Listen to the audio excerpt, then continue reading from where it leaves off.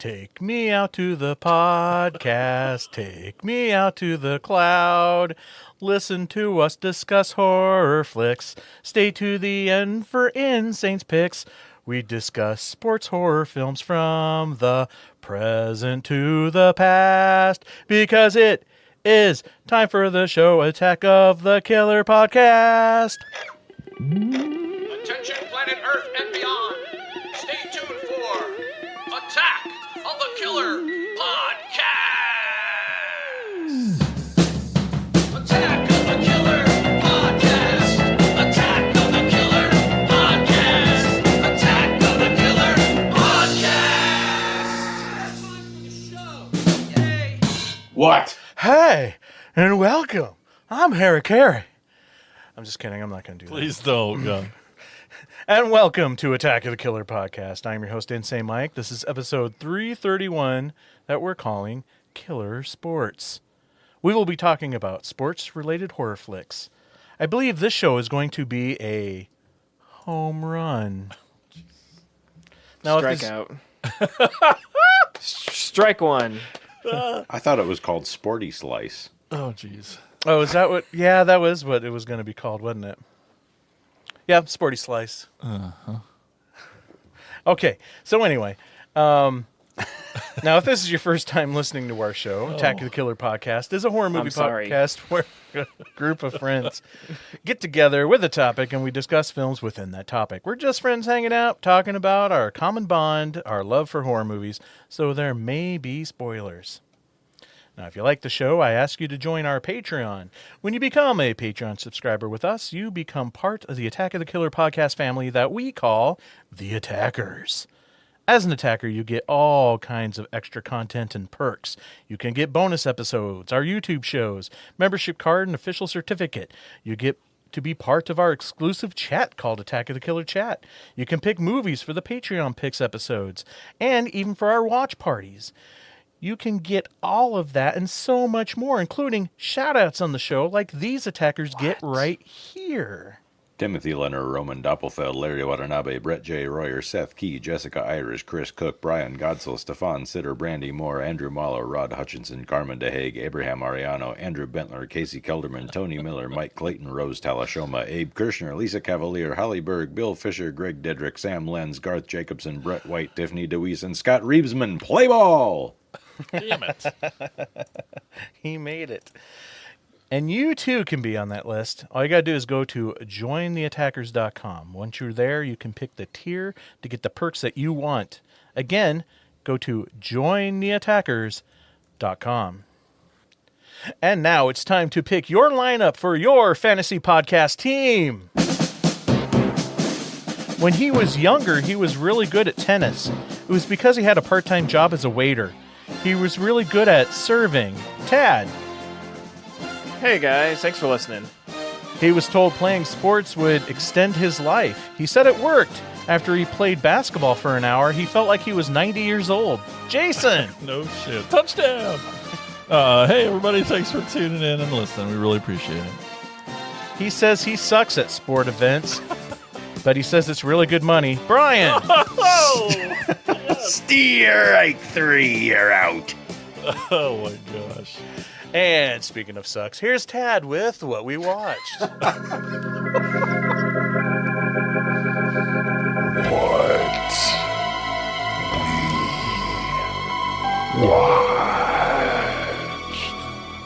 Mike, what have you watched?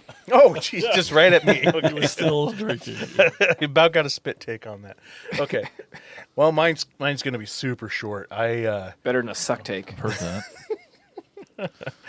I haven't really watched any other movies. So just finished up Creature Commandos was probably the one thing I really got a God, chance that to show watch. is awesome. Did you finish it?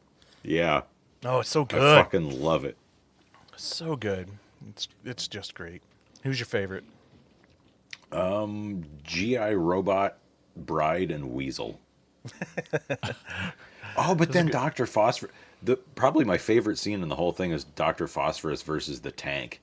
Oh, When he that just was puts up the fingers and yeah. And just the tank he just melts through the tank as it is plowing towards him. Yeah. You guys, And setting all the fight scenes to Gogol Bordello songs is just so much fun. Yeah. you guys consider like talking about what the fuck you're talking about, Right. or You sound like gibberish. All right. So Creature Commandos is the first part of James Gunn's new DC cinematic universe. This is a animated series on Max.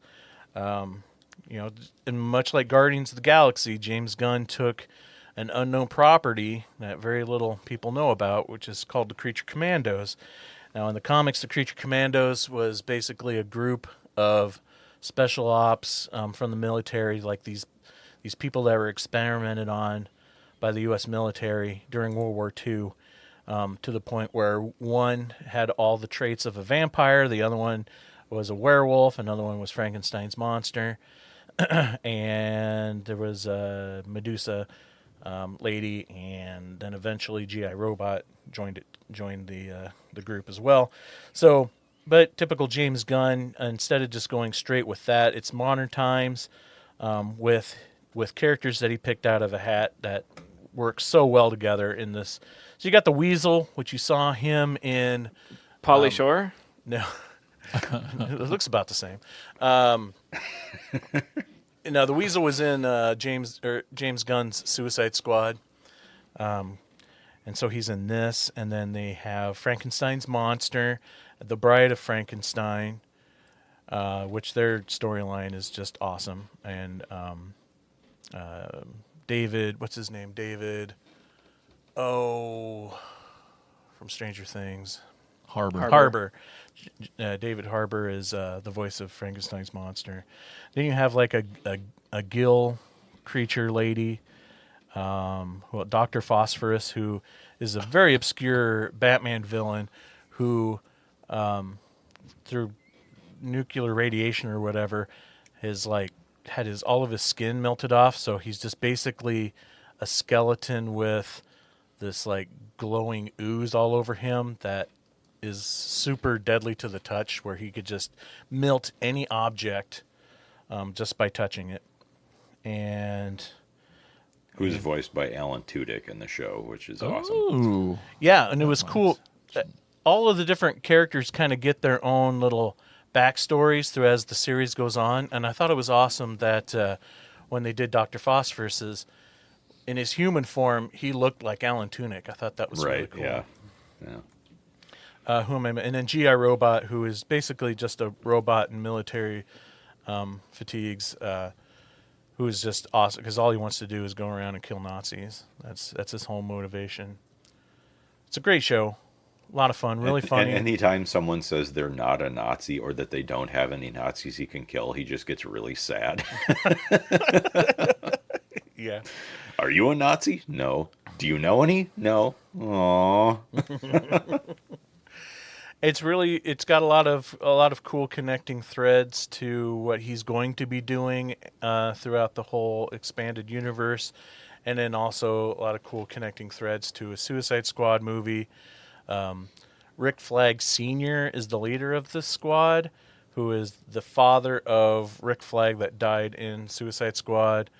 Like I said, the Weasel's in there. There were some other nods to that movie. I can't remember right now. In the last episode, the shark guy.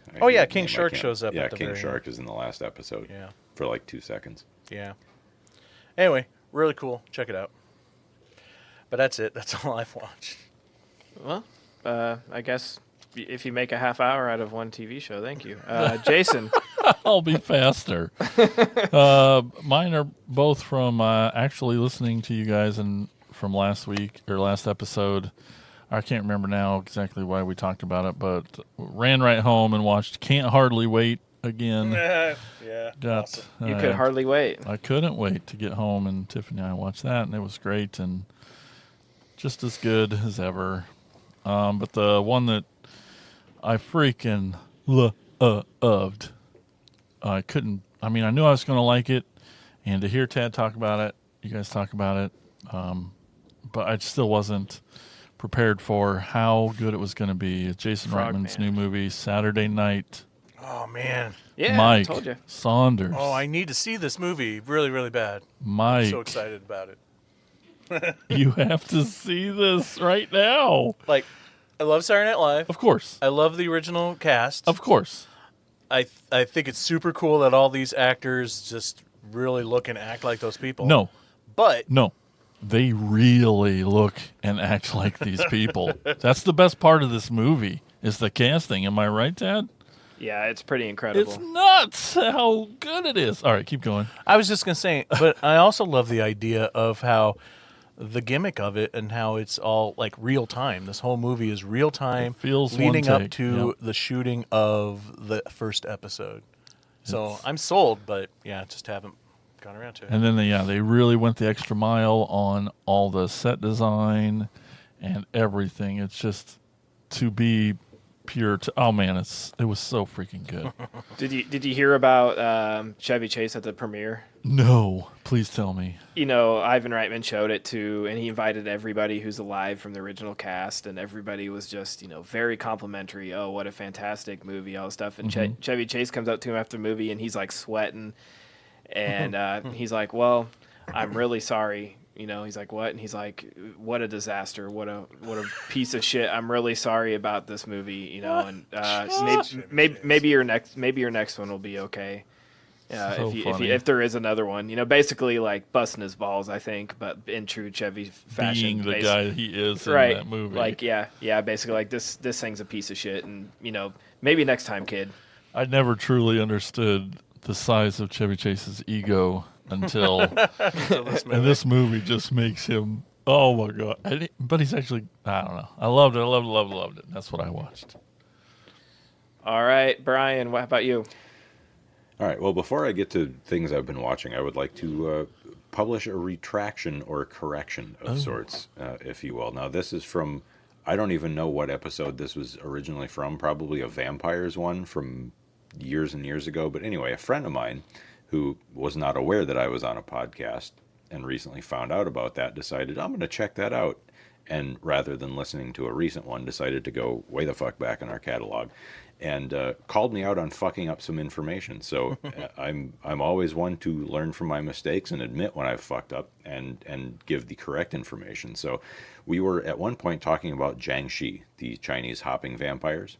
Yeah. And I don't remember even where I got this information, but apparently I said something to the effect of they hopped because they had rigor mortis, which made sense to me at the time, but is incorrect. So what that actually came from is folklore based around the practice of corpse transportation during the Qing dynasty when they were developing the Hunan province, which was kind of a backwater at the time.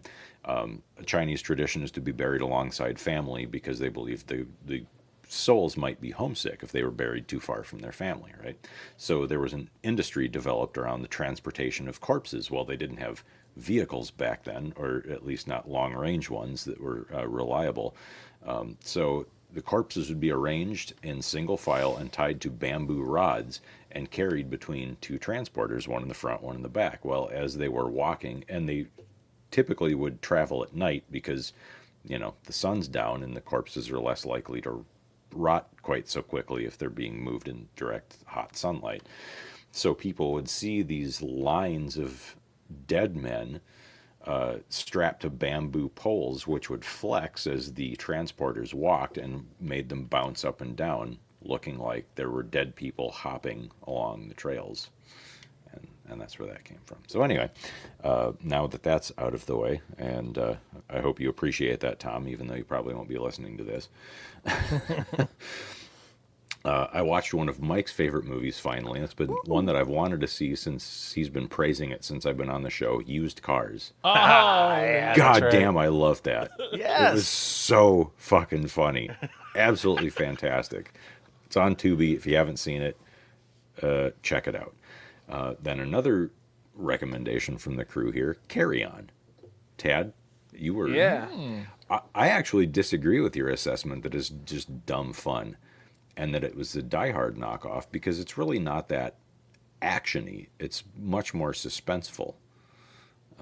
I thought it was very well crafted. The performances were great, and I really liked it. Four Lions. Have you guys seen this? I know the title, No. but I can't think of the. Yeah, Mike, I think you in particular really like it. This is a comedy from, I want to say early 2000s, 2010s, somewhere around there. One of the characters is Kayvan Novak, the guy who plays Nandor in What We Do in the Shadows, the TV cool. series. Okay. It's about these four radical Islam guys who want to be jihadists, but they're really fucking stupid and they really suck at everything they do. Oh, cool. And it's really, really funny up until it becomes really, really tragic. Oh. But it's great. Has We Riz watched- Ahmed in it. Yeah. He's fucking great. We I'm watched looking at Under Diane. Paris, based on Yeah. another recommendation from Sam Lenz. I can't say that I love it as much as he did. It's hard to. It's a shark movie that it starts strong, it gets kind of dull in the middle, and then it gets like 1980s Italian stupid at the end. Sounds So great. well worth a watch. And let's see. And then I've been wanting to check these out for a while, and so there were a series in the early 70s called A Ghost Story for Christmas on the BBC, in which the original series adapted mostly M.R. James stories. And then they did a Charles Dickens one, The Signalman, and they did, I think, maybe one original piece, and then it got canceled for a while, and then it came back and they did some other stories, but under a different creator. So I watched The Ice House from the second series, which was interesting, but not great. And we watched A Warning to the Curious from the original series, which is one of the M.R. James adaptations, and that is fucking fantastic. They released all of the Ghost Story for Christmas series on Shudder around the holidays this year, and they're still on there. That's where I watched them. So if you got Shudder, and they're all between 30 to 45 minutes long, so they're easy watches. They're not, full movie length. So if you got part of an evening, you don't have time for a movie, maybe you're not in the mood for a 90-minute story, but you want to watch something spooky and real classy, because BBC stuff based on, again, M.R. James. I don't know if you guys are familiar with M.R. James. He's probably the greatest writer of ghost stories who ever lived. But these are excellent. So Awesome. hey, Tad, did you watch anything? Yes, I did. Since we last spoke, I watched the new Rory Culkin and Jesse Eisenberg film, A Real Pain. How was it? It was fucking great. I mean, it's like, gonna be up for every award. It's written and directed by Jesse Eisenberg, starring Jesse Eisenberg and Rory Culkin, or not Rory, it's Kieran. Sorry. And basically, like they play cousins, two very different people, very similar to what I assume they're like in real life from every interview and thing I've seen, because Kieran plays this like sort of fuck up stoner, careless, funny, sarcastic, charming guy. Eisenberg plays a very high strung father to a young kid and married. Their grandma dies and she gives them a trip to, I think it's Amsterdam for their, I'm going to double check on that. But gives them a trip to her homeland. Let's see, Poland, sorry. Sends them to Poland to see her childhood home as I passed away, here's my gift to you. You get to travel. So they travel together and they haven't really hung out much since. And it's very much like cousins reconnecting, getting to know each other again, two very opposite people. But it's really funny and sometimes sad, and two great performances. But I think Kieran Culkin, he won Golden Globe for it. I assume he'll be nominated for an Oscar for Best Supporting Actor. And again, Jesse Eisenberg directed it. Really good, pretty simple movie, but I really, really liked it. What else did I watch? I also finally saw, right after that, we did a double feature, and it wasn't a great double feature because I followed it with Deadpool and Wolverine finally. What? What do you mean by what? You didn't like it, all right. It's just it's not a great double feature because they have nothing. Well, I guess but two guys traveling. I mean, Oh, there you go. Yeah, you got it. You made a connection. I really like. I didn't see this in theaters, mostly because the crowds. I just didn't want to deal with it. Yeah. Sure. And so I waited and finally was like, okay, let's watch it. And I love the first two Deadpool movies. I really went into this thinking, like I'm just gonna enjoy this. It's gonna be funny. I'm gonna laugh. Maybe I am just so over superhero movies that there's nothing that can possibly make me enjoy it anymore. Because I just didn't enjoy it. Yeah, I wanted to so bad. And there were moments, like the soundtrack's pretty killer. All the needle drops are great.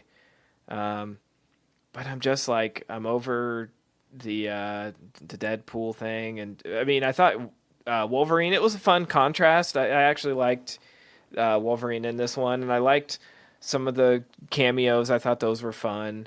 But I'm just, and I like that he broke the fourth wall and spoke to the camera and made fun of Marvel and all those fun things. But I really wanted to like it so much, and I think I'm just over Ryan Reynolds too. That's not a thing, Ted. Sorry. It is. It's the thinking he's funnier than he is that bothers me. Maybe. What? I don't He know. must think he's really, really, Right. really, He must really, think really he's funny so because funny. he's really funny. He's really funny. I didn't love it, but it's okay. That's okay. I've even taken a break from superhero movies for so long. I thought, the fatigue was gone. Maybe like I'd get back into it because I there was a time where I had seen like every Marvel movie opening night and was just really into the stuff, and then I don't know what it is, man. Like I thought this would be the one. Like this is the one that sort of brought Marvel like out of its rut. And I thought, okay, like why wouldn't I can't even like pinpoint why I don't like it. I don't know. Did you watch it by yourself? No, I watched it with Nikki. Oh, okay. And she laughed, and I laughed, and it kept me off my phone, so it had that Did going warn for some. it. Yeah. Yeah. I didn't hate it. I just really, really wanted to. I just expected to like it a lot more, and like the nice pool. I thought that was pretty corny, and now they're getting like sued for that, and I don't know. It's a What? whole thing. Getting sued for nice what? Yeah, so I won't spend too much time on this, but Blake Lively's his wife. She was in some like drama movie over the summer about like domestic abuse or something. Yeah, I know that got some controversy behind There it. was some controversy, like the director wasn't allowed to be on like the red carpet with her, and there was rumors and that she was just awful on set, and she demanded a lot of stuff, and that her and Ryan Reynolds were really shitty to the director. Well, then it came out that the director was really shitty to her, and there's been this back and forth. Well, now the director is suing them for defamation, but he's also suing Marvel because apparently Nice Pool was based on him because he's like a self-proclaimed feminist, and then he turned around and he was a piece of shit to Blake Lively. So they, as an inside joke, like based Nice Pool on this director, and so he's like suing, which to me is like telling. It's like if you recognize yourself in Nice Pool, it's Yeah. like Guilty. there's a lot of guys that are like that. So I don't know. I think that's interesting. It doesn't. I don't. That was after I watched the movie that stuff started coming out, but just sort of interesting that like his lawyer is like demanding that Marvel hand over all the notes on the Nice Pool character. It's like, yeah, what? Weird. Oh my goodness. But the last sort of thing I actually like watched was the new Jerry Springer Fights Camera Action documentary on Netflix. The one starring Nikki Good. Yeah, no, she's not actually in the documentary. Oh. She was on an episode, but she's not on the documentary, okay. And not as a guest, as someone in the I crowd. know. I know. I just want to clear it up for our You're listeners. right. You need to say it. That's my bad. You need to say it. But that was like a staple of my childhood. Was Jerry Springer was like Jerry Springer and Howard Stern were like my gateways into titties, and it was like you could turn it on in the morning and there was like there was like a topless woman fighting a Klan member. We've all daydreamed about it, but they put it on TV. It had its highs and lows, but it sort of felt like the whole documentary was like someone fed the Jerry Springer Wikipedia to like Chat GPT and was like, write a 2-part documentary for Netflix, because it didn't cover anything I didn't already know. They talked to like 2 of the main producers basically about how, because Jerry's dead now, so they didn't get to interview him, but they don't interview Steve Wilkos. They don't do, they don't even once mention Steve, which is weird. It's probably because isn't Steve Wilkos still on the air doing that stuff? Maybe, but Isn't his show still going?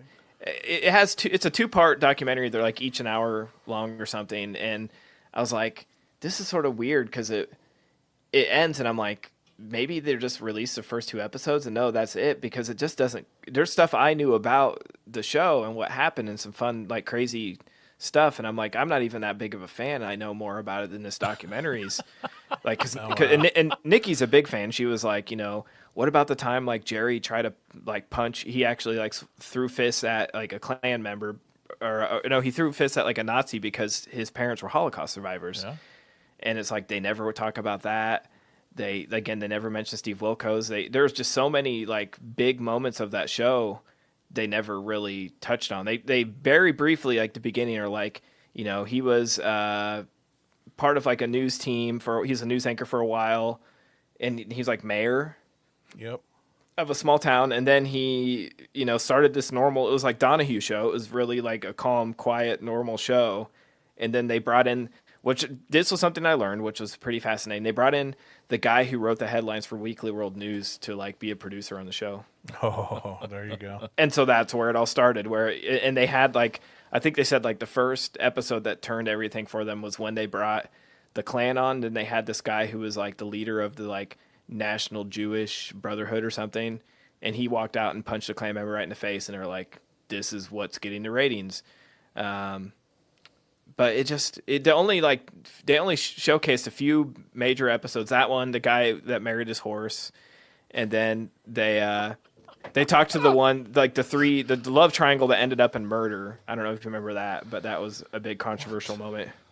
Like they talked to a guy or a woman's son whose parents were on the show. Like mom brought dad on to reveal like that she was cheating, or I don't remember, but anyways, it ended up with the dad murdering his mom, and a lot of people blame the show for that, for exploiting it, and it was something similar. Something similar happened with what's that? What was that one?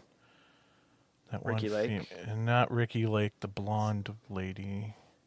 There was Sally Jesse Raphael. There was one more in there. Anyway, there was a really big controversy. It was like one of those like confessions from somebody who loves you kind of shows, and it turned out it was like a man confessing his love to another man. That man was really uncomfortable, and then like months later or whatever, that guy killed the other guy. Jenny something. God damn it, I almost had it. Wasn't Jenny Garth? No, Jenny. No. I'm like Googling now. Jenny Jones. Jenny Jones. Yeah, I remember that now. Yeah. Man, I didn't realize Phil Donahue died August 24. Anyways, you made fun of Mike for going on about one movie. I literally opened a new tab on my computer. But we're still talking Jerry Springer, this documentary. I can't say I recommend it. Just because it's just, it just didn't feel complete, wasn't great. But and then I've started Succession on HBO. Anyone else watch that? I always thought about it.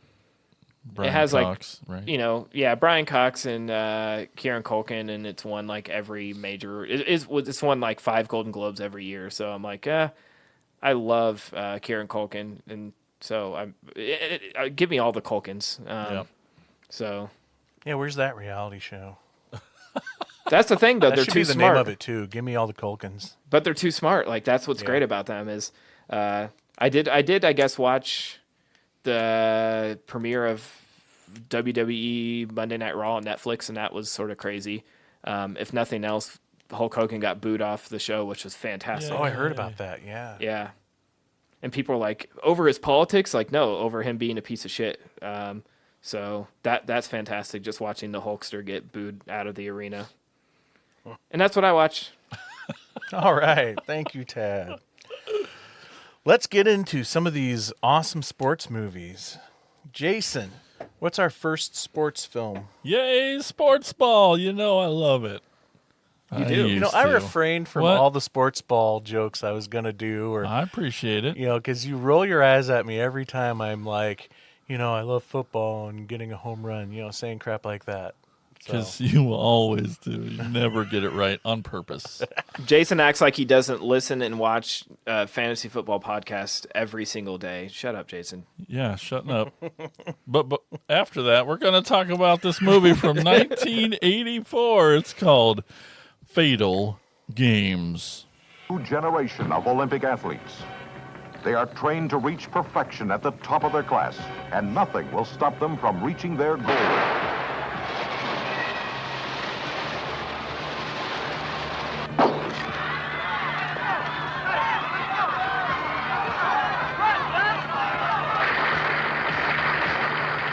Competing in the next Olympic Games. What are we gonna do? Get any legs! Keep it say goodnight to me. You missed yours. Never mind. All right. Thank you. Talk to you Thursday. Hi. What's the matter? Sue Ellen's parents called my folks last night. They got the police out looking for him. And the coaches know all about it. They haven't said a word to us. We find that a little strange. As the laughter fades, the terror begins.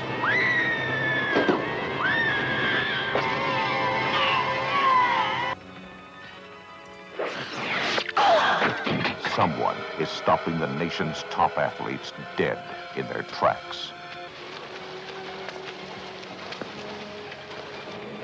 Someone has the killing touch.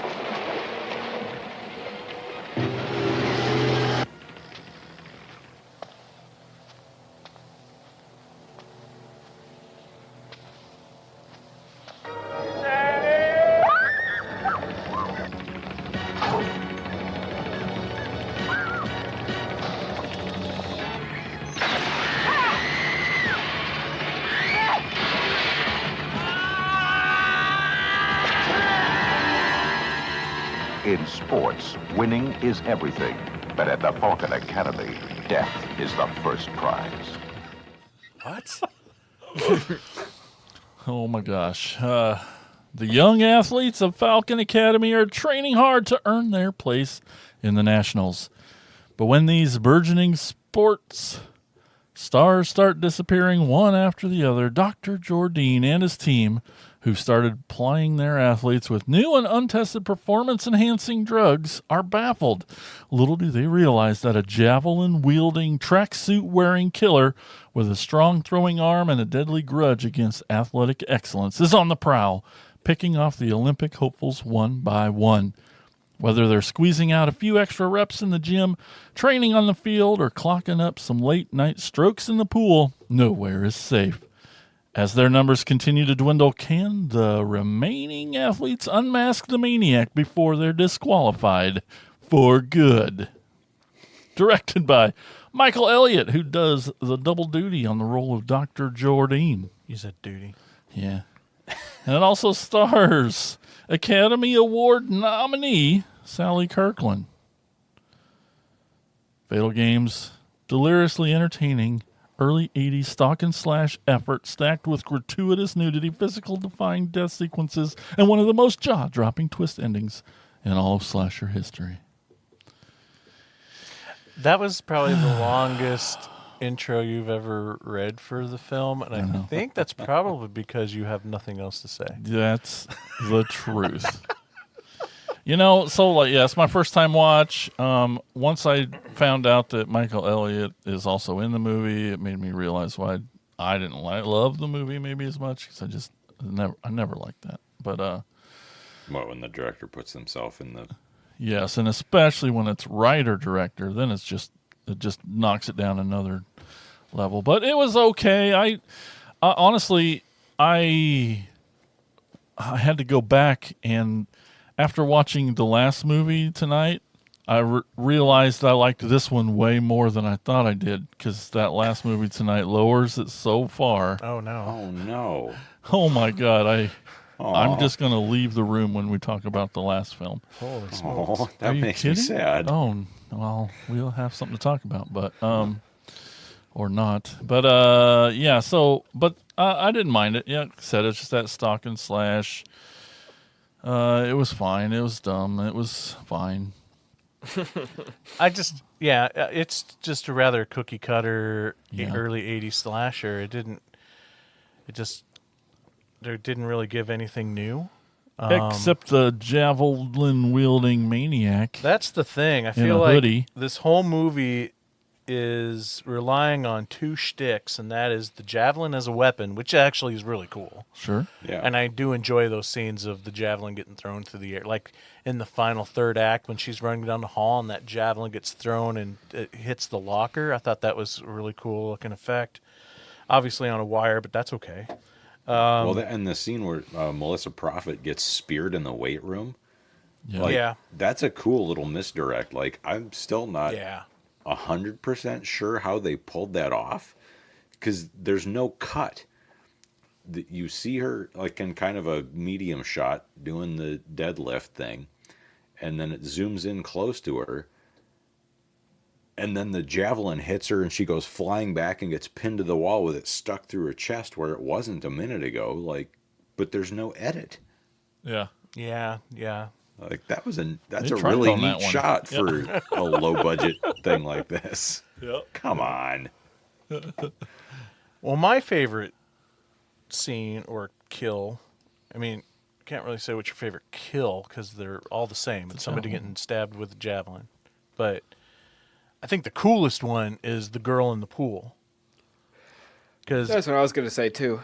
it's just shot so well. It's Yeah, so it is. beautiful and clear Yeah, water. The first time she goes by over top, but that scene needs edited down in half. Like it's probably a little. so long. It's probably a little long, but yeah, just that one shot in particular where she's swimming over top and the camera just kind of, instead of following her all the way over, just kind of pans down to reveal the killer in the suit underwater. It's just, man, they just put all their effort, it felt like, into that scene. Because and that couldn't have been easy to shoot.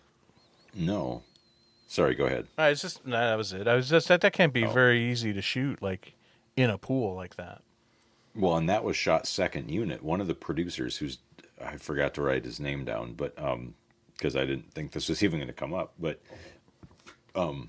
they were running out of time and they needed that shot. Michael Elliott had something else to do, and so he tapped this guy like, "Hey, you." And he'd worked with Shuki Levy before, and he wound up producing some stuff for Saban Entertainment later on, like worked on some of the Power Rangers stuff and that. He was like, "Here, you just go shoot this. We need to have this pool scene." And so he was talking about in his interview on the Blu-ray about how he wanted, like he was telling the rest of the crew, like, we need to light this from underneath.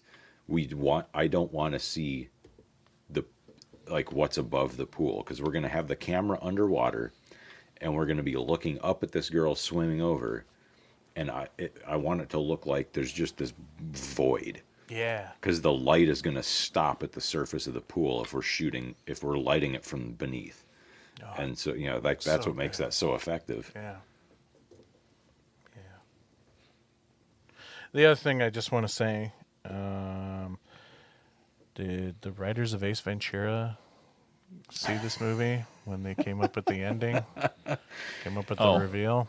Well, it's not as anti-trans as it looks today, because of course that's a big thing in the news and a big part of the whole anti-woke fucking bullshit. But at the time this was made, it was more about cheating in sports, and specifically a reaction to the Russian drug test rigging in the 1980 Olympics and similar East German doping programs in the decade before that, and as well as kind of an anti-communist rumors of trying to sneak male athletes into women's events and international competitions.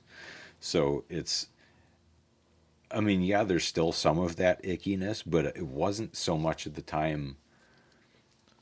Yeah, I didn't take it one. It wasn't aimed at that. Yeah. It was aimed at more of a 100% seemed like cheating. Yeah. Than it did anything. Yeah. So we talked at one point about possibly doing an episode on Nepo babies, horror movies, and this would qualify for that as well. Oh. Because so you talked about the director Michael Elliott was a co-writer. So the other co-writers / producers were Christopher Mankiewicz, who's the son of an old Hollywood writer, producer, director named Joseph Mankiewicz, and also the nephew of Herman Mankiewicz, who wrote fucking Citizen Kane. And the other guy, Raphael Buñuel, is the son of Louis Buñuel, the absurdist artist who made like an Andalusian Dog and art films and paintings and that. Okay. So it kind of makes you wonder if some of the more bizarre elements of this movie are a nod to his dad, like something he put in there trying to make it seem weirder. Like so you're talking about Sally Kirkland, the Oscar nominee. Her character's name is Diane Payne. Diane Payne. Like, is that intentional? It's kind of like, and there's That's nothing awesome. that really Jason explicitly says that it is, but all of that stuff, just because of the Buñuel connection, kind of makes you wonder while you're watching this, is this supposed to be funny? Because it is kind of bizarre. Moments, yeah. Yeah. Yeah, there's some weirdo character traits and motivations that go on in the movie that feels a bit off kilter, but. And so it was made in '82. Couldn't find a theatrical distributor. It was picked up for home video by Media Home Video in 1984. And this was one of those movies that was like really hard to find for a long time. And then Vinegar Syndrome put it out on Blu-ray now. So you can get it in this fantastic. Hey, I like it. Yes. As someone who generally finds slashers a little dull, I like this one because it has an interesting and kind of unusual gimmick to it. Okay, so let me jump right into one of my trivia pieces because that's a good transition. Please do before I steal all your shit. Because all my notes are from the fucking commentary and stuff. Well, this film is often cited as being very similar to Graduation Day due to a killer in a tracksuit killing teenage athletes with athletic equipment, most notably a javelin, nearly identical opening credit montages of athletic events, and the killer crossing out victims in a group photo. Is also similar that actress Linnea Quigley appears in both films as a replacement for an actress who refused to appear nude on screen. Yep, she was the main character's stunt butt in the massage scene in this one. She was credited as athlete. I knew that butt. Yeah, I was going to say, I know that butt anywhere. Yeah, Brink Stevens is also in one of the shower scenes, but she's not credited anywhere. Oh, now I have to go back and watch all those boobs.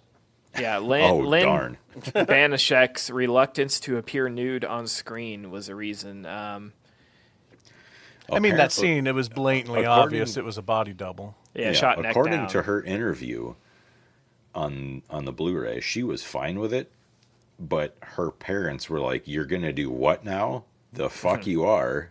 No." So she was also gonna do. There's a scene where she's supposed to be doing like some balance beam stuff in the nude to like, I don't know, meditate or some fucking bullshit. Yes. Which is ridiculous. Yes. And that same producer who talked about doing the second unit shooting in that pool sequence says he remembers them shooting that with the balance board? The Linnea scene. Yeah, like Linnea also did the nude body double thing for that, but there's no there are no outtakes on the disc. So if that was shot, that footage is gone. Damn. Yeah, and he's the only one who says that was ever filmed, so he could just be, misremembering something. It's from his fantasy. Right, yeah. But the cinematographer was a guy named Alfred Taylor, who also shot Spider Baby and Killer Clowns from Outer Space. Oh, holy shit. He said he was, and his interview isn't on this disc, but there was some magazine interview they were quoting who said that he was always drawn to strange material. So he just liked doing genre stuff. And you can see a little bit of, like, probably my favorite sequence in the whole movie is when Angela Bennett, is the token black girl in the movie, is running down the hall naked and gets speared. Like, but that whole thing is shot in this really interesting blue filter, and then you get that cut to outside the building where some other characters are talking, and you see her framed in this window, like banging on the window, screaming for them to help her. And then, of course, they don't hear her, and she runs off and winds up getting killed. But she was a Raiders cheerleader, and her only other screen credit is the commercial where Michael Jackson got set on fire.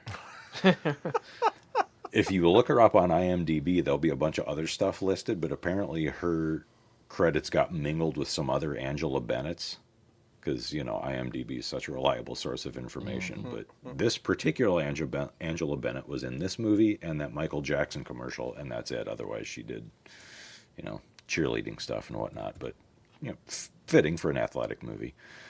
And the director, Michael Elliott, was also a mime. Go figure. He was also apparently kind of a weird dude. Like, when they were recording the score, at one point when they were showing him, like, here's what we have for this track, they accidentally put the tapes in the player backwards. So they ran the score back. Like, no, that sounds good. Like, no, Michael, that we fucked up. Just listen to it the other way around. It's fine. It's not supposed to sound like that. And he's like, well, I like that too. Can you play both of them at the same time? Like, no, that will just sound like a bunch of garbled nonsense. What are you talking about? So he was kind of a not great director, I guess. I only realized that, like I said, to look him up while watching the movie, and realized that he was also the director, because when I first saw him, I thought it was the guy that played Jerry Seinfeld's uncle on Seinfeld. Oh my God, he does look like Uncle Leo. Yep. Uncle Leo. Thought of that, but and then of course the score, and then that great theme song, all done by Shuki Levy, who would go on to do the Power Rangers theme song and a bunch of tons of super well-known TV theme music. I did like the score. I liked it. Yeah. I thought it was pretty cool. I kind of like that song too. Yeah, yeah. I should have put it in my notes because I don't remember now, but there's a stinger in that score that sounded like another movie, and I can't think of what it is now. So, Tad, you didn't care for this one? I didn't hate it. It felt pretty I don't know. It just didn't do anything for me. It didn't wow me, but I didn't hate it. It just was, which it might be more of a crime. It just sort of middle of the road. It exists. I'll never watch it again. I don't have a whole lot to say about it. It would be interesting to examine why movies like this doesn't click, but then you get movies like, I don't know, The Burning or Friday the 13th or even Halloween, why those click. I mean, you could say Halloween Competent filmmakers started it, but I don't know. Good script, good directing. Well, to start with, yeah, but Good then actors. you get all the sequels that are largely crap, not any better than this. But then you have the franchise character to glom onto, so you're not so much identifying with, I love this movie, but you want to watch Jason do stuff. Whereas no one is going to be like, oh yeah, give me more Sally Kirkland throwing javelins at people. Well, is it? But I think that's why I like this movie. Like, I'd never even heard of this movie before, but I'm a subscriber to Vinegar Syndrome, so it just showed up in my package. I'm like, well, I guess I'm going to watch this.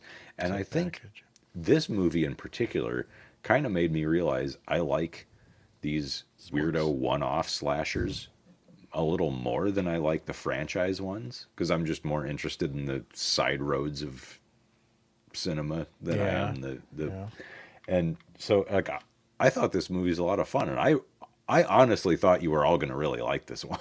So I'm kind of bummed that everyone's just like, meh. But, Mike, well, did you like it, Mike? I guess you never really said one way or the other. You just kind of made some observations, but I mean, there's some scenes that I like that kind of stand out to me, but overall, it just kind of felt run of the mill. It kind of felt like it just gets lost in the shuffle of 80s slashers. 2 on Letterboxd from Mike. Yeah, I gave it a low score. damn. Well, See, that's one now because now I'm like that's now I'm 1.5 thinking about for that. me, yes. Well, yeah, I know. I saw yours. Yeah, ouch. Maybe I need to do another viewing at some point, not right away, but I don't know. It'd be a fun experiment to kind of just sit down and really pick apart like a lot of those early 80s slasher films because they were just coming out one right after another. And is it just because Jamie Lee Curtis is in it that movies like Prom Night and Terror Train get elevated? But yes. yeah. I think Terror Train sucks, honestly. Oh, really? Oh. Yeah, I don't like that movie at all. But, well, like Melissa Prophet, I was mentioning earlier, that that scene where she gets speared in the weight room is so cool. She was apparently kind of a heavy hitter too. Now she didn't actually have any producing credits in this or put up any money for it. She was just in it. But at the like she had done some modeling in that, and I forget what her family connection was to why she was a big deal, but she got into acting and then producing, largely funded by some like semi black market arms dealer. Like the commentary track for this movie is fascinating. Like even if you don't like the movie, it's worth picking up the Blu-ray just to give a listen to the commentary track. I kind of want to, yeah. Well, I was just thinking this would be one that would could benefit from the Joe Bob treatment, maybe. Yeah. Oh, probably, yeah. I mean, everything can, but Yeah. he can heighten movies that are just sort of meh for me. Did you have any other trivia for this one, Ted? I do. The title was changed from The Killing Touch to Fatal Games after its release. Many of the cast and crew were unaware of the change. Spice Williams Crosby was once asked about her experiences on Fatal Games by a fan, and she denied appearing in such a film. It wasn't until later she realized that they were referring to The Killing Touch. Yeah, that one. I don't understand that original title. Yeah, that doesn't make any Like sense. and when you played that trailer, like they kind of make some reference to that, like the touch of death or something in that trailer. So clearly they were trying to aim it to that title at that point. Yeah. But it's baffling that Fatal Games makes way more sense. Yes. Speaking of Spice Williams Crosby, her character kisses her girlfriend Shelley on the forehead due to a compromise with scene partner Loretta Murphy. Filming went on hiatus for Christmas break, and when Murphy returned to set, she announced that she had become a born-again Christian over the holiday break and refused to kiss another woman on the lips. Okay. And that's what I have for trivia. Okay. Awesome. Thank you, Tad. So let's see. Tad, what's our next movie? Our next movie is Battlefield Baseball.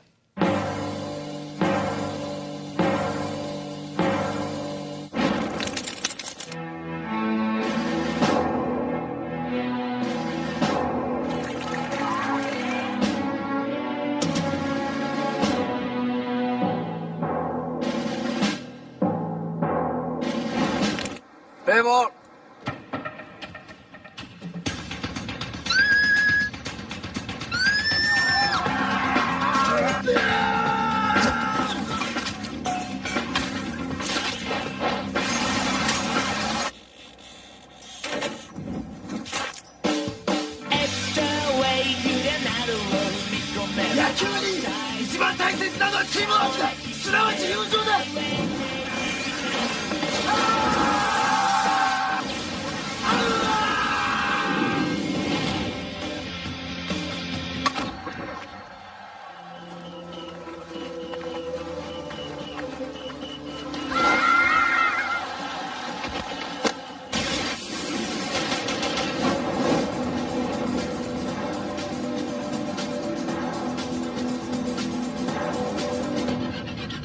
Battlefield Baseball is a tough game. It doesn't end until all the members on the opposing team are dead. In this game, the Jito High School team is composed of blue-faced zombies, and their opponents on the Saito High team, know that they don't have a chance of beating them unless they can bring back a star pitcher who has a lethal pitch called the Super Tornado. But he's hung up his cleats and no longer has a desire to return to the game. What the fuck, guys? This is an interesting one. I don't know what to think of this one. I mean, if nothing else, it was interesting. I have a feeling Brian loves this one. Yeah, this movie was fucking incredible. I thought about just seeing if you wanted to trade movies to talk about, because I feel like I should just step back and give you the fucking floor on this one. Go ahead. Well, it's like, I didn't look up anything about it, like the director, any of that, so I have no trivia or information, or this guy also did this thing and is somehow connected to a Godzilla movie. Right. I put, like, when we were talking about this and trying to figure out what movies to put on the list, and Tad, you suggested this one and then said what it was about, and like, well, that sounds great. And I watched it, and it's fucking bonkers. Mm-hmm. And it has the greatest ending ever. Like, the last 10 seconds of this movie. Oh my God. It's great. I don't even know what to say about it other than just watch it, because it's gory. It kind of, like, this would be a good double feature with Wild Zero. Oh yeah, it kind of has that same vibe to it. It's just that crazy over the top. This one might be more over the top, but I don't like it as much as Wild Zero, because Wild Zero is one of my favorite movies ever. Feels on a lower budget than Wild Zero, so yes, it may be over the top, but doesn't have as much flash to back it as Wild Guitar. Or Wild Zero. Sorry, I say Wild Guitar is an Arch Hall Jr. thing. Yeah. That's a totally different deal. The gore effects and stuff are, but I think they know they're silly and just kind of play that up. Oh, and it's the obvious. villain looks kind of like oh God, what's the bad guy's name from Lazy Town? That kids show that got remixed with the Lil Jon song. Yeah, and you know what I'm talking about? Bake a cake. Yep. Yeah. But with the sort of gray Dawn of the Dead zombie coloring. Yeah, it reminded me of the Hare Krishna zombie. Some of them did, you know. Yes, yeah, exactly, for sure. Yeah. Apparently, this director. I'm just looking at IMDb. He did another baseball kaiju movie called Dead Ball. The fuck? And I'm sending you pictures in the group chats just so you can see. I've never even heard of that. Sports episode part 2. That looks fun. It's called Hilariously Psychotic by Hollywood Reporter. See, and that sounds like something like the Minoru Kawasaki movies, like Executive Koala and or a calamari wrestler, that kind of thing. Like, which I don't. But I don't like those movies. Yeah. But I love this movie, so maybe. For my next film, I'm just going to write words on a piece of paper, throw them in a hat, and pick 2, and that's the title of my next movie. The worst part is I can't even say why I love the ending so much, because you should just see it without knowing what's coming. Because normally when you hear somebody's like, "Oh, and the ending is the fuck," you would expect it to be completely insane. The rest of this movie is completely insane, and the ending is just such this sweet. Little, perfect, low key. It felt like a cereal commercial or something. Yeah, fairy tale, but with a cute dog. Yeah. And nothing bad happens to the cute dog, which is great. Mm-hmm. Helpful.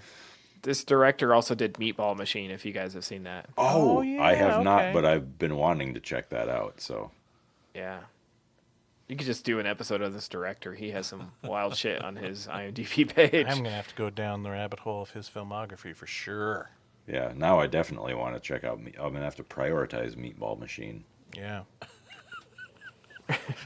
Because you had it already based on that name alone. What? Well, what's above that on your list? I don't even want to know. From what I gather, Meatball Machine is kind of like slimy or Tetsuo. Well, okay. it's Like lumped it's in with another one those, of those like cyber body horror Yes. type of things. with Yeah. like I believe I've Robo-Geisha actually seen it. and- Yeah. Oh, you have, Ted? I think so. I think my friend Adam, when he was really into like watching, he was all into Japanese horror. He's like, I don't know how this came across, but it sounds so familiar. And I'm looking, and yeah, this and Machine Girl. I think we watched a bunch of these. Have you seen Robo Geisha? I don't think so. See, that's a lot of the stuff from like, okay, Tokyo Gore Police, which we covered not too long ago, is fantastic. A lot of this high concept, low budget stuff from this time period of Japanese cinema, I actually don't care that much for. Like Robo Geisha is a good idea, execution wise, maybe, maybe not. But there's a ton of these type of movies that were made in the early to mid 2000s. And I feel like a lot of them promise more than they deliver. Mm-hmm. Yeah. But I think this one is like This one's Battlefield Baseball is one of the ones that I would definitely recommend checking out. And I love like the bad guy who he converts towards the beginning of the film and keeps getting resurrected as a younger and younger version of himself throughout the movie. I loved that Bonkers. character. Bonkers. When they did it the first time, I'm like, so did the actor quit and they didn't want to reshoot the other scene, so they just hired another actor and wrote in that his face changed? Because that's what it felt like. Yeah.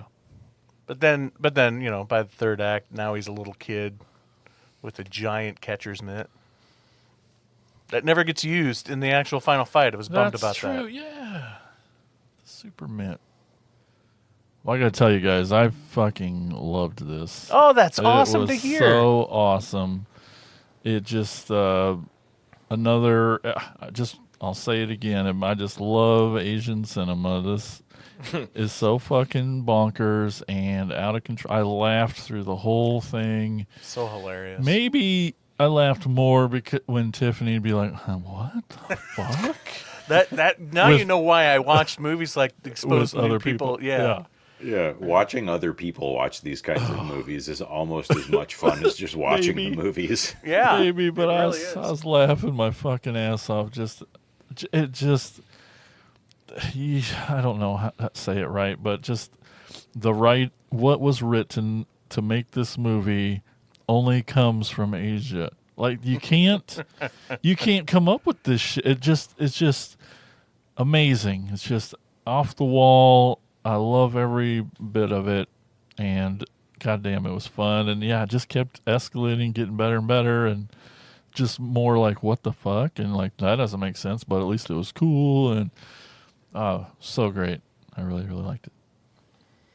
Yeah, this movie is awesome. I'm with you. I thought it was hilarious. It's so funny. My favorite scene, So funny. comedy-wise, it's got to be that scene where our badass hero goes to Four Eyes' house and has to fight the mother. Yep. And then come to find out he's the missing son this whole time, too. It's so hilariously stupid. I love Because it. they're And then she being winds up dramatic joining about the it. team at the end. Yeah, like mom. Yeah, with that giant mallet thing, yeah.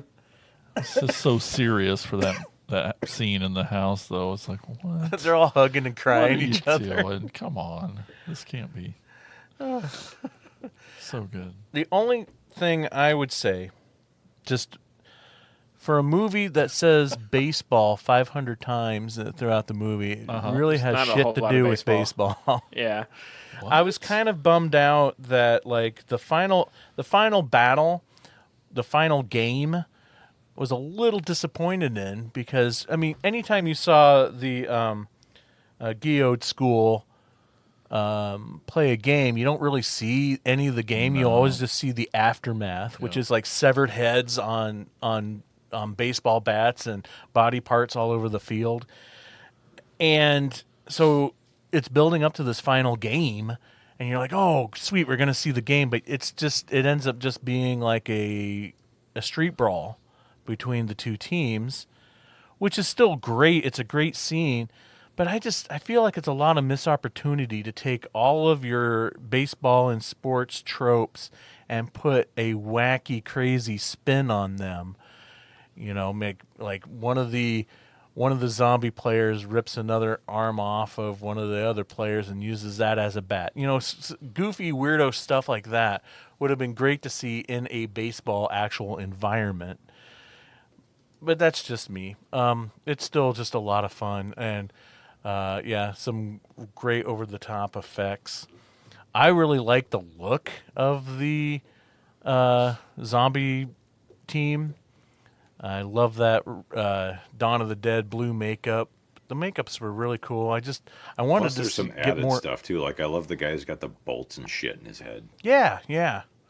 And how they talk about how that evil coat, like even though they're the bad guys, they kind of have some pathos too. Like they're talking like, well, we were just these discarded pieces of shit. And even though this coach is mean and awful and he beats on us and every once in a while he'll kill one of us, he's the only one who ever wanted to make use of us for anything. So we love him for that. And it's just this weird little kind of deep character beat in the midst of all this fucking batshit insanity that makes no sense. Batshit. That was good.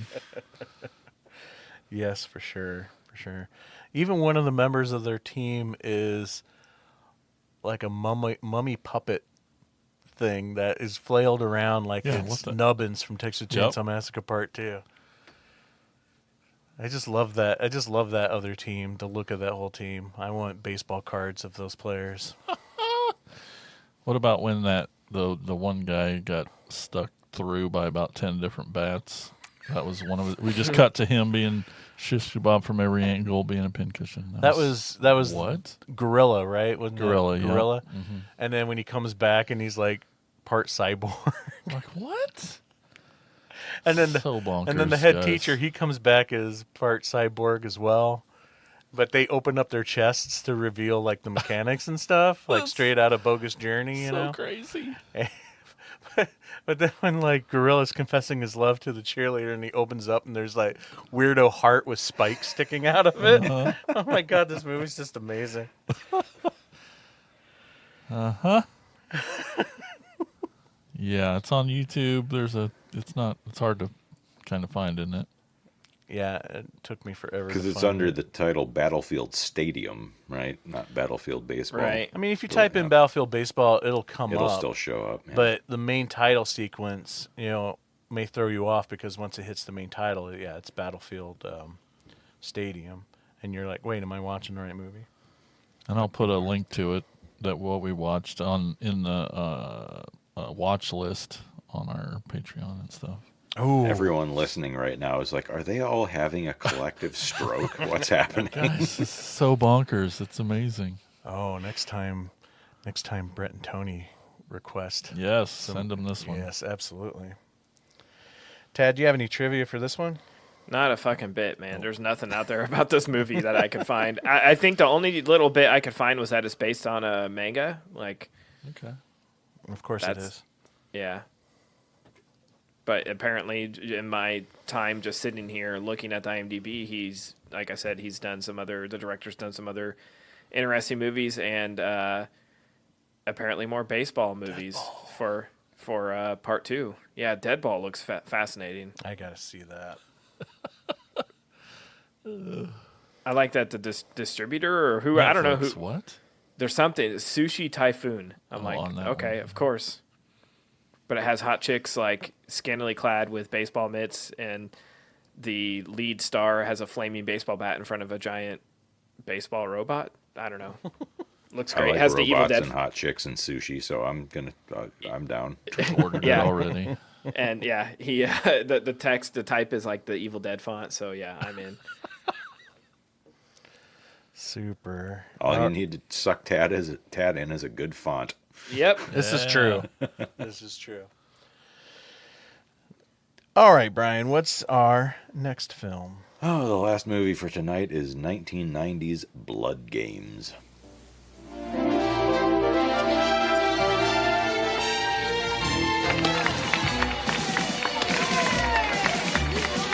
A bunch of locals bet they could beat a traveling all-girls baseball team.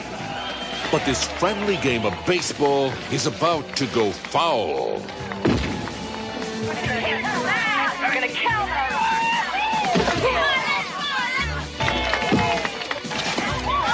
When Babe and the Ball Girls beat the hometown boys, the only error they made was thinking they were all going home.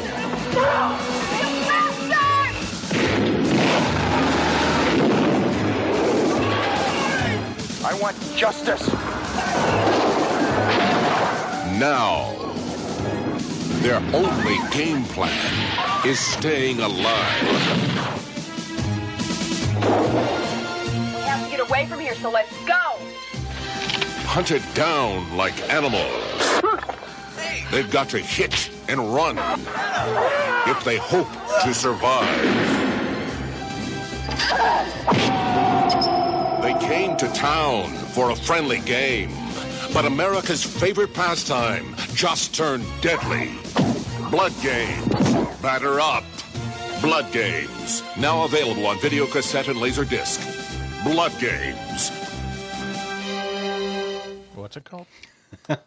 So, a guy named Midnight, sure, played by B-movie legend Ross Hagen.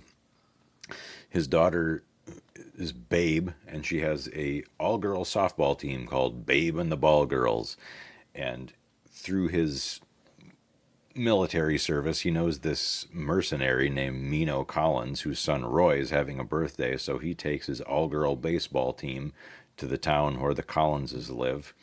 And they have a friendly bet who's going to win for Roy's birthday. They're going to, let you play baseball against a bunch of girls. Sure.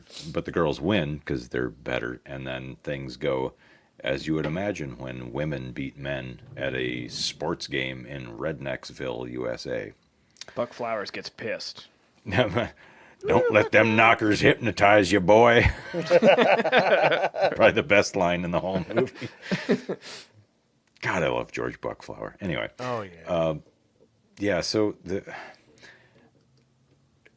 judging by the somewhat hostile hints earlier in the episode, nobody else likes this movie quite as much as I do.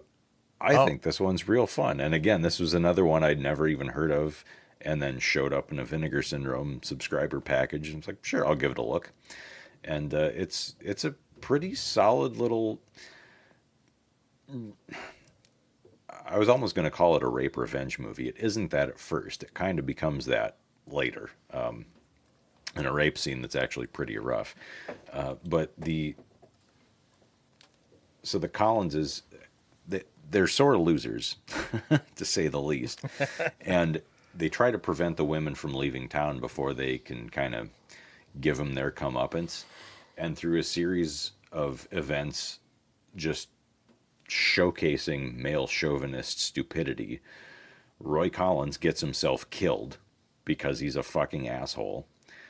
And then his dad and his buddies decide to take revenge on the girls. And so because his dad, Mino, was a mercenary, has war experience, so he's trying to organize these drunken, idiotic rednecks as his sort of platoon, trying to, head the girls off at the pass. And almost every time they fuck up somehow, and one of them gets injured or killed, until they finally do immobilize the women. They take out their...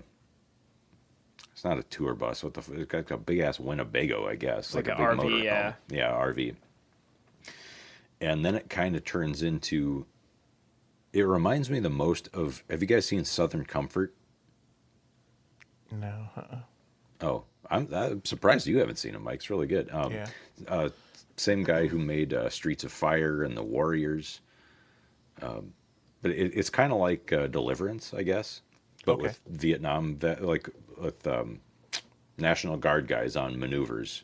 Basically kind of a winning Vietnam on a mulligan kind of movie, except the rednecks wind up winning. Well, sort of the same in this, but especially the confrontation in the trees right after that pretty shockingly nasty rape scene. There's like women who are surviving and the rednecks who are surviving are hunting each other through the forest. It's all foggy. It's on fucking fire. You can't see anything. And that part really, in particular, reminds me of Southern Comfort. But when the girl who gets raped is trying to escape and they shoot her, and that scene is framed like backlit against the sun, so you just see her silhouette. Like, I think that's like a really well framed, and even though it's brutal, it's also beautiful. But it,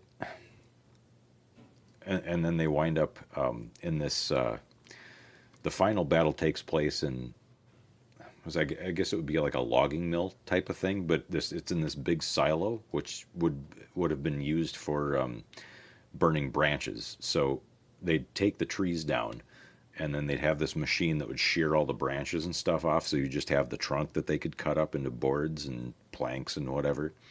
Well, the silo had this big conveyor belt thing that the two final characters are running up, and that would have conveyed all the branches up into the silo to be burned.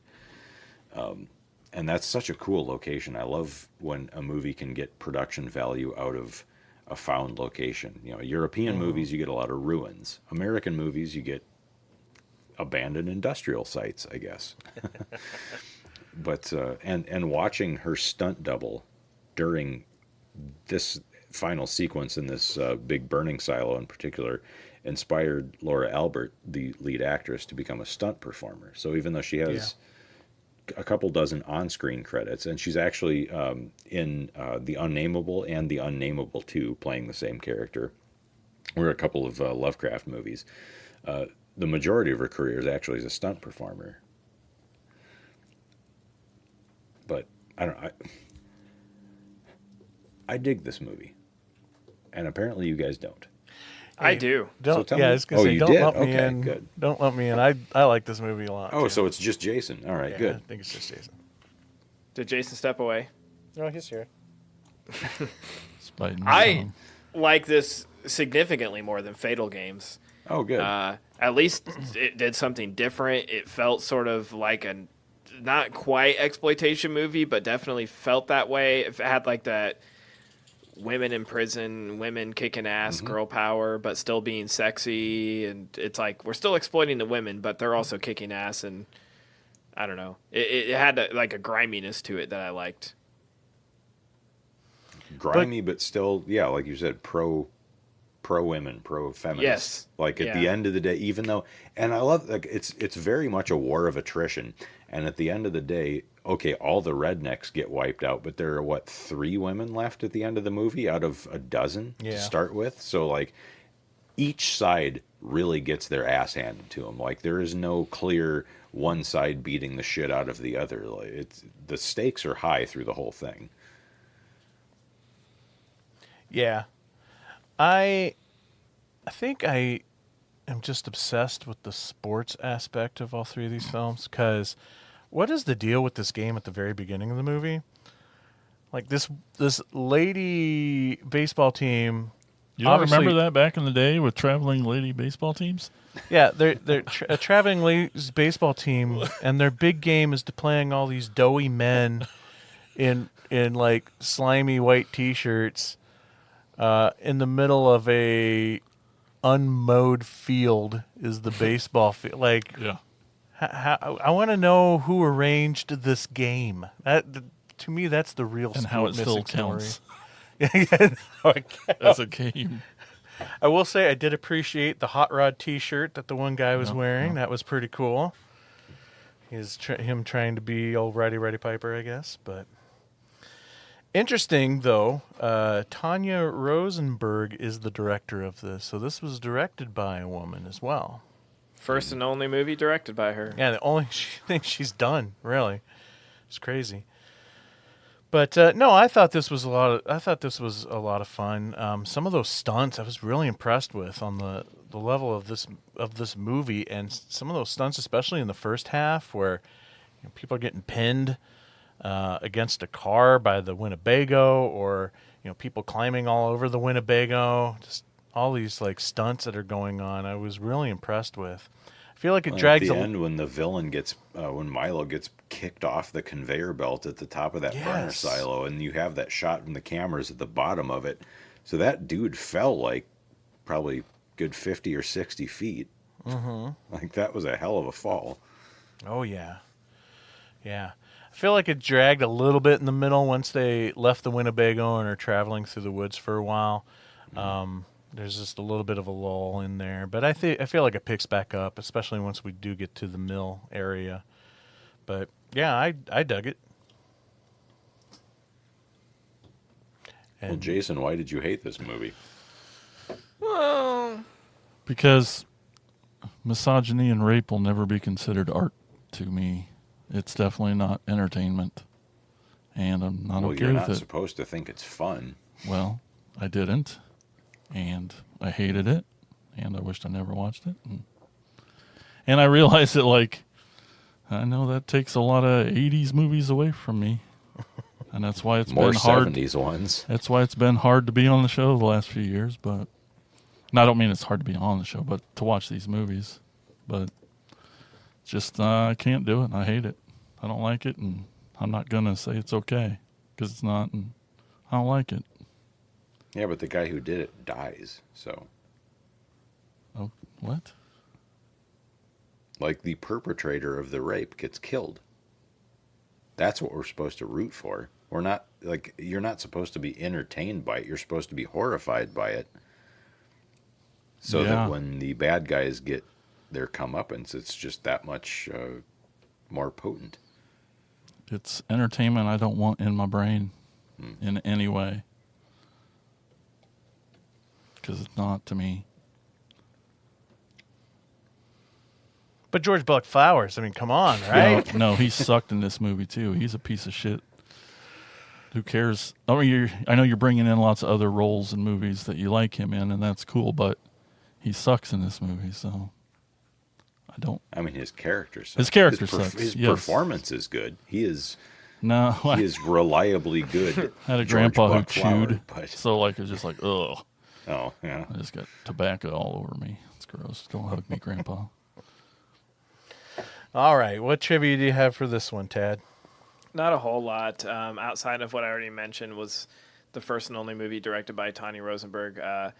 The check is in the mail cap is the only piece of merchandise created for this movie. So I sort of want one. Wait, they produced those as specifically as a promotional item for this movie? I guess that's what they're saying. How much do those go for on eBay? I was say exactly what I was going to say. Time to log into eBay and got Jason's Christmas gift for next year. Never mind. Was that it? Yep, that's it. Oh, okay. All right. Well, that is it. That it looks like we have just went into overtime, so that's all the films for this topic. But don't worry, though. There's 2-minute warning. Yeah, there's still more Attack of the Killer podcast to come. We're going to take a quick break, and when we come back, we will finish off with our final two segments. But Halftime. first, but what? Halftime. I'm just yelling out. Okay. But first, you are going to hear a promo for our podcast network called the Prescribed Films Podcast Network. The PFPN is home to 20 different shows with a back catalog of another 22. So many great shows such as Atomic Weight of Cheese, where cult cinema is real life and real life is frequently cult cinema.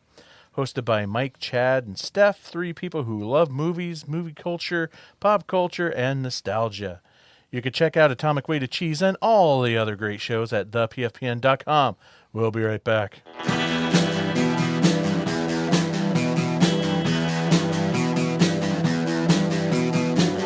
You're listening to the Prescribed Films Podcast Network, home to hundreds of hours of free podcast entertainment.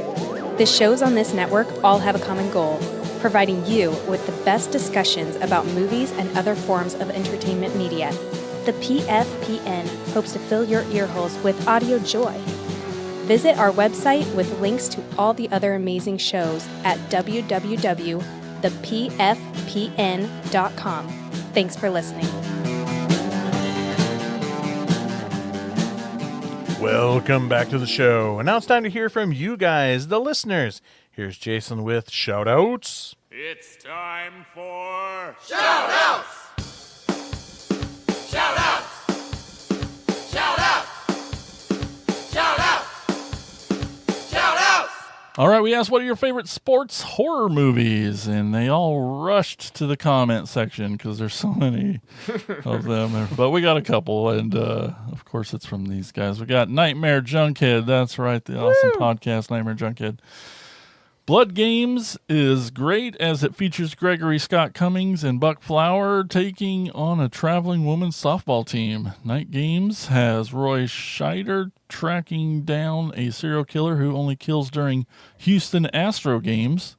And Fatal Games features an ending so horrifically offensive that it makes sleepaway camp look politically correct. That's all pretty good. So many games. Blood Games, Night Games, Fatal Games. And then lastly, we got the Reebster. Mike Reeb says, well, there's always graduation day. Meh. The best use... Wait, did he say meh? He did. Oh, It's, okay. it's comma, meh. The best use of a sports ball kill in any movie is the basketball scene in Deadly Friend. Oh, yeah, there you go. Though not a sports movie. So I'm going to cheat a bit there here, but classify cheerleading as a sport and go with sports horror comedy movies. TOW, sports horror movies. Cheerleader Camp and Pandemonium. Yes. As long as he didn't say cheer or die. Yes. No Bring kidding. It On, which Mike just watched. I just watched the original Bring It On, yes. Sam called me out. Need some explaining on that. I was hoping I'd squeak that into my letterbox without anybody noticing. This is going to be the least downloaded episode of all of It is, sad. It is, isn't it? Oh. And we have one voicemail coming right up. Hey, attackers. Brian here, and if we got a lineup for you this Sunday, we have big games all damn day. First, we got gutter balls from 2008. Two teams fighting for bowling supremacy. Little do they know, a killer is on the loose. Gutter balls. Then at 3 o'clock, we got from 1981, Student Bodies. Yes. You love horsehead bookends, talking through a chicken, and tall, lanky weirdos that swing keys between their legs. I do. This is for you, because there's a football game going on, and there's a killer on the loose. Then the late game at 7, you don't like sports, but you still want to stay in shape, you can hit the gym with the 1989 Death Spa. Death Spa. And if that's not the lineup that you want, I'm sure the podcast crew saved the best for Monday night. Hope you guys have a good week, and take care. Bye-bye. I appreciate the effort there, Godzilla. That was awesome. Awesome. All right. Well, you too can leave your comments, your voicemails, and get it played on the show. You can give us a call at 415-952-6857. That's 415-95-AOTKP. Leave us that voicemail. Be on the show, and that is shout-outs. Take me out to the blood games, throw some guts at the crowd. Buy me machetes and hockey masks. The movie makes money, the killer comes back. Now it's dismember the away team. If they survive, it's a shame. For it's 1, 2, 3, stabs, you're dead. And now here's insane Mike.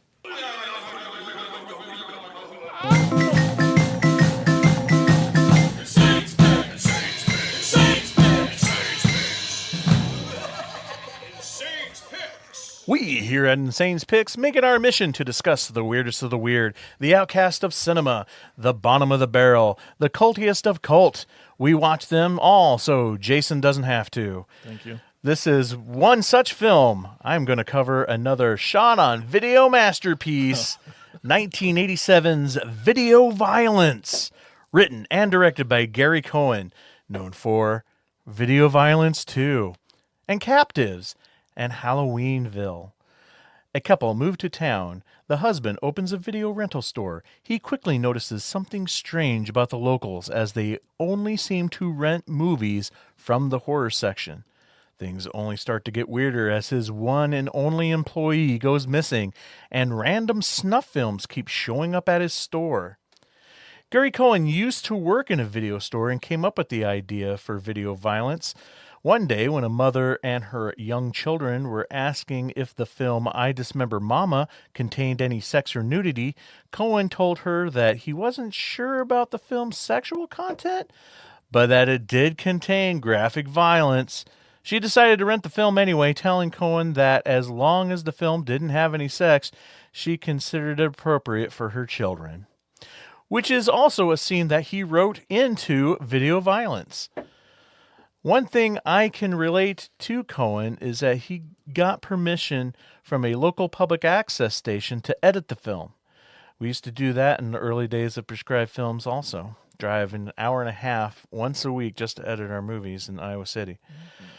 After the film was completed, Cohen shopped it around to multiple distributors, and only 2 responded.